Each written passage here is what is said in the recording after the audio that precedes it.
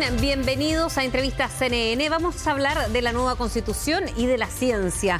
Cómo se van a entremezclar o cómo debiesen entremezclarse en la redacción de la nueva Constitución. Bueno, vamos a conversar acerca de ello con nuestro próximo entrevistado, a quien saludamos ya, a Pablo Marquete, miembro correspondiente de la Academia de Ciencias del Instituto de Chile, biólogo, profesor titular de la Universidad Católica de Chile. ¿Cómo estás, Pablo? Bienvenido a CNN. Muy bien, muchas gracias, Fresia. Bien, un gusto estar acá. Hay un comunicado que han escrito desde la Academia respecto a cómo introducir la ciencia en esta nueva Constitución. Es un proceso que está en curso, por lo menos ya con la convención cuando se ha instalado. ¿Y cómo lo han visto ustedes? Hay peticiones como la ciencia como derecho universal, entre otros. ¿Qué más? ¿Cómo debiese verse la ciencia en una nueva redacción para Chile? A ver, estamos enfrentando como país, yo creo, y como planeta, ¿no? Una serie de grandes desafíos, de tres grandes cambios, ¿no? en el clima, cambios sociales, cambios en el modelo de desarrollo, probablemente que tenemos que instaurar en lo que nos queda en los próximos años, digamos, en las próximas décadas. Y esos desafíos son desafíos que debieran ser no solamente acompañados con grandes cambios sociales como lo que representa la constituyente, sino también con cambios o apoyados con actividad científica, ¿no? La ciencia tiene un rol fundamental que jugar para apoyar la toma de decisiones. Así lo han visto muchos países. Por ejemplo, te doy un caso nada más, en lo que ha sucedido en Estados Unidos, que se crea la Academia Americana de Arte y Ciencia, se crea justamente con la independencia. Y luego se crea la Academia Nacional de Ciencias justamente cuando termina la guerra civil, con un sentido de apoyar procesos que requieren de la confluencia de todas las miradas y todos los saberes, ¿no? Y es allí donde justamente la mirada científica es clave. Y en nuestro país, hasta ahora, ¿cómo se ha visto la ciencia? Porque siempre se habla que estamos al debe, ¿no? Y han salido temas o preocupaciones a nivel mundial incluso. Y bueno, ahí está Chile, incipiente en esta materia. Hasta ahora, ¿cómo ha sido una estrategia científica para llevar esto a las nuevas generaciones? Por ejemplo, ¿cómo lo ven ustedes desde la ciencia propiamente tal, ¿no, Pablo? Mira, yo creo que los diagnósticos que han habido mucho informe, mucho análisis por distintos tipos de comisiones. Lo que se ha visto es que el nivel de la ciencia en Chile es muy bueno, pero es una comunidad muy pequeña, con bajo financiamiento, y que quizás lo más complejo de todo es que somos los científicos y la ciencia, la actividad científica es una inversión del país sobre la cual el país muchas veces, o los gobernantes, o en el largo plazo, digamos, el Estado no ha generado políticas para aprovechar bien los recursos humanos que tiene, ¿no? Yo creo que ahí es donde está la clave. Creo que con el nuevo Ministerio de Ciencia, el conocimiento científico ha adquirido un nuevo estatus, que tener un ministro que se siente junto a los demás ministros en la toma de decisiones, yo creo que es muy potente, pero tenemos que ir un paso más allá, ¿no? Tenemos grandes desafíos a nivel país, como decía, a nivel planeta, en los cuales el apoyo de la ciencia tiene que ser fuerte y tiene que ser rápido, ¿no? Tenemos grandes desafíos por delante y desafíos que son muy inminentes. ¿Cuáles son las responsabilidades o el nexo en este sentido, Pablo, que debiese tener la universidad? Ustedes en esa declaración lo dicen, que históricamente las universidades chilenas han sido y continuarán siendo protagonistas claves del actual desarrollo científico. ¿Cómo se proyecta en esta reflexión que hacen ustedes para una nueva constitución en lo posible?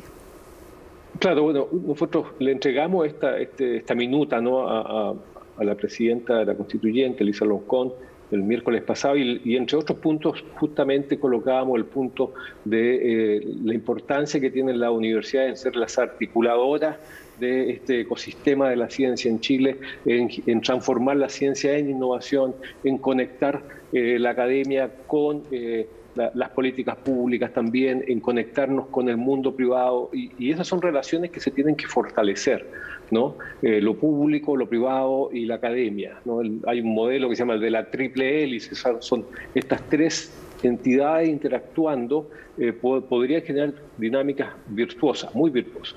Y esto, por ejemplo, que esté Cristina Dorador, que es quizás una representante del mundo científico, ¿cómo lo vieron ustedes? ¿Eso da un plus distinto quizás a tener una representante en que quiera ella llevar, por ejemplo, estos mismos temas como una prioridad, ¿no? Dentro de la diversidad, por cierto, que hay en la convención? Sí, no, es espectacular que también el mundo científico esté representado formalmente, ¿no? Con una persona dentro de la convención, y en particular Cristina ha sido una persona muy, yo creo que se le reconoce no solamente su calidad como científica, sino también su compromiso por la transformación de este país. Y yo creo que es muy loable que ella haya tomado la decisión de postular, y es muy loable que esté allí en un proceso que es largo, complejo, pero que yo creo que va a ser muy importante para Chile, y la labor que pueda desempeñar ella en visibilizar la importancia del conocimiento científico y la ciencia en la constituyente es fundamental, ¿no? Han pasado muchas cosas en los últimos 2 años, porque hay una urgencia, bueno, desde la propia pandemia, ¿no? Que pasó con las vacunas, o que ha pasado y sigue pasando en nuestro país, por una parte, pero también un cambio climático urgente que perdió quizás un poco de protagonismo cuando han sucedido tantas cosas a nivel mundial, desde la pandemia hasta el propio estallido social, en fin, prioridades fueron cambiando. ¿Cómo eso crees, Pablo, que o llevó en algún minuto a ser más urgente en estos contenidos científicos, de llevarlo por escrito, digámoslo, a una constitución, por ejemplo? A ver, yo creo que se ha hecho más urgente. No sé si todas las personas lo perciben de la misma manera y son capaces de conectar la existencia de una pandemia con los fenómenos que están detrás, digamos, y que son con un entendimiento científico, ¿no? Pero efectivamente es la ciencia la que nos permite combatir esta epidemia, es la ciencia la que nos permite anticiparnos y generar mecanismos que eventualmente minimicen los riesgos para que vuelvan a suceder, ¿no? Ahora, los cambios globales que están sucediendo en el planeta, principalmente la deforestación de las forestas tropicales, por ejemplo, y genera que haya mayores contactos entre personas y especies que son portadoras de estas enfermedades y que pueden encontrar un nuevo hábitat, por así decirlo, en una especie humana. Estos fenómenos son comunes y son parte del dominio de lo que estudian los científicos, los epidemiólogos y las personas también que se dedican al cambio global, y en particular también a entender el cambio en el clima. Estas cosas están interrelacionadas, el desafío es mayúsculo, ¿no? Tenemos un desafío muy, muy grande por delante, y el cual requiere de la concurrencia, ¿no? De múltiples disciplinas, desde las ciencias sociales hasta las ciencias exactas y naturales, para poder proveer una mirada sobre esto. Y también la humanidad, no nos engañemos que quizá uno de los grandes problemas que tenemos como civilizaciones justamente radica en lo que pensamos de nosotros mismos, del estar en el mundo, el concepto de humanidad, del ser humano que tenemos. Y allí las humanidades también son fundamentales. Ahora, y ya teniendo una convención instalada, por ejemplo, se hacen urgentes no solamente tener estos contenidos, sino estos contenidos llevarlos a la misma educación.